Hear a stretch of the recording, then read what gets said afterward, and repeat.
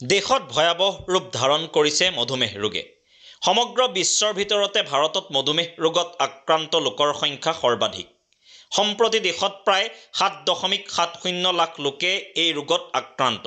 উপযুক্ত প্ৰতিৰোধ অবিহনে সোনকালেই এই ৰোগত আক্ৰান্তৰ সংখ্যা দুগুণ হোৱাৰ আশংকা কৰা হৈছে। যেহেতু এই ৰোগৰ পৰা মুক্ত হোৱা সহজ নহয়, সেয়েহে উপযুক্ত সাৱধানতা অৱলম্বন অবিহনে উপায় নাই। এই বিষয়ে সজাগতা সৃষ্টি কৰিবলৈকে আজি বিশ্ব মধুমেহ দিৱসৰ লগত ৰজিতা খুৱাই নগাঁৱতো এক সজাগতা সমদল উলিওৱা হয়।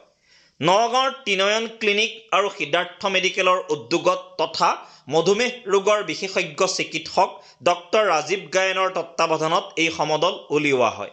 উক্ত সমদলৰ শুভাৰম্ভণি কৰে নগাঁও জিলাৰ আয়ুক্ত দেৱাশীষ শৰ্মাৰ লগতে উপস্থিত থাকে নগাঁও আৰক্ষীৰ উপ অধীক্ষক পৰিমিতা চৰকাৰৰ লগতে বহু গণ্যমান্য ব্যক্তি। বহু লোকক বিনামূলীয়াকৈ উক্ত শিবিৰতে স্বাস্থ্য পৰীক্ষাও কৰোৱা হয়। আজি সমগ্ৰ বিশ্বত ডায়েবেটিছৰ যি প্ৰকোপ আমি দেখিছোঁ, এইটো প্ৰায় 40% অধিক আমাৰ নাগৰিকৰ ডায়েবেটিছ হোৱা দেখা পোৱা যায়। আৰু তাৰ বাবে অকল চিকিৎসাই নহয়, সজাগতাৰো প্ৰয়োজন। আৰু আৰ্থিকভাৱে দুৰ্বল ব্যক্তিসকলৰ বাবে তেওঁলোকে সুন্দৰ এটা চিকিৎসা শিবিৰ পাতিছে, ধন্যবাদ জনাইছোঁ।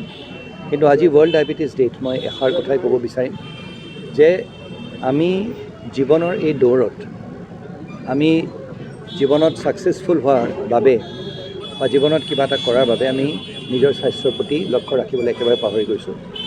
সময়মতে খোৱা, সময়মতে বিশ্ৰাম কৰা আৰু সময়মতে অলপমান হ'লেও পৰিশ্ৰম কৰা, বিশেষকৈ পৰিশ্ৰম কৰাৰ কথাটো আমি একেবাৰে পাহৰি গৈছোঁ। এক্সাৰচাইজ একেবাৰে পাহৰি গৈছোঁ, যাৰ ফলত অতি কম বয়সতে আজিকালি ডায়েবেটিছ দেখা পোৱা গৈছে। তাৰ বাবে আজিৰ এই দিনটোত সকলোকে মই আহ্বান জনাব বিচাৰিছোঁ যে আহক আমি সকলোৱে মিলি এখন সুস্থ আৰু সবল সমাজ গঢ়িবলৈ আমি সকলোৱে সময়মতে খাওঁ, সময়মতে আমি বিশ্ৰাম কৰোঁ আৰু সময়মতে আমি এক্সাৰচাইজ কৰোঁ।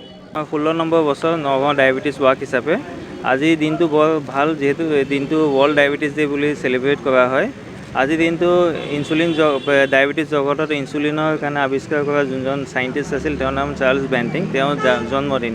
এই দিনটো হিচাপতে ৱৰ্ল্ড ডায়েবেটিছ ডে হিচাপে আমি চেলিব্ৰেট কৰোঁ। চ' আমি 16 নম্বৰ বাৰৰ বাবে Nagaon diabetes walk Trinayan hospital ফালৰ পৰা আমি কৰিছোঁ। এই ৱাকত এটা সজাগতা আমি ৱাক এটা কৰোঁ, তাৰপিছতে চবৰ কাৰণে এটা স্নেক্স, তাৰপিছত বিনামূলীয়াকৈ সকলো পৰীক্ষা, sugar, thyroid, lipid profile, diabetic profile and PSH, thyroid profile, liver function test, ECG সকলো বিনামূলীয়াকৈ হয়। 1931ত চাৰ্লছ বেণ্টিকে ইনচুলিন ইনভেণ্ট কৰাৰ বাবে তেতিয়াৰ পৰা আমি চেলিব্ৰেট কৰোঁ ৱৰ্ল্ড ডায়েবেটিছ ডে'টো। আৰু এইটো বহুত ভাল ইনিচিয়েটিভ এটা লোৱা হৈছে ত্ৰিনয়ন হস্পিটেলছৰ পৰা।